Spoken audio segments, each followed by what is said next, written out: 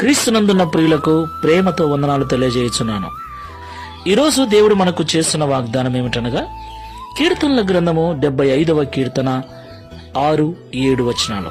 తూర్పు నుండి అయినను, పడమటి నుండి అయినను, అరణ్యము నుండి అయినను హెచ్చు కలగదు. దేవుడే తీర్పు తీర్చువాడు. ఆయన ఒకరిని తగ్గించును, ఒకరిని హెచ్చించును. దేవునికి మహిమ కలుగునుగాక. నా ప్రియమైన సహోదరి సహోదరులారా, ఈ లోకంలో జీవిస్తున్న మనం అందరము కూడా గొప్పగా బ్రతకాలని, హెచ్చుగా బ్రతకాలని, ఒకరికంటే తక్కువ బ్రతకకుండా, ఒకరి దగ్గరికి వెళ్ళి చేయి చాపి అడిగే స్థితిలో ఉండకుండా ఉన్నతమైన స్థితికి వెళ్ళాలని అందరము కోరుకుంటూ ఉంటాం. అందుకొరకు అన్ని రకాల ప్రయత్నాలు చేస్తూ ఉంటాం, అన్ని రకాలుగా ప్రయాసపడుతూ ఉంటాం. అయితే మనం ఎన్ని ప్రయత్నాలు చేసినా, ఎంత ప్రయాసపడినా మనము హెచ్చుగా జీవించాలి, గొప్పగా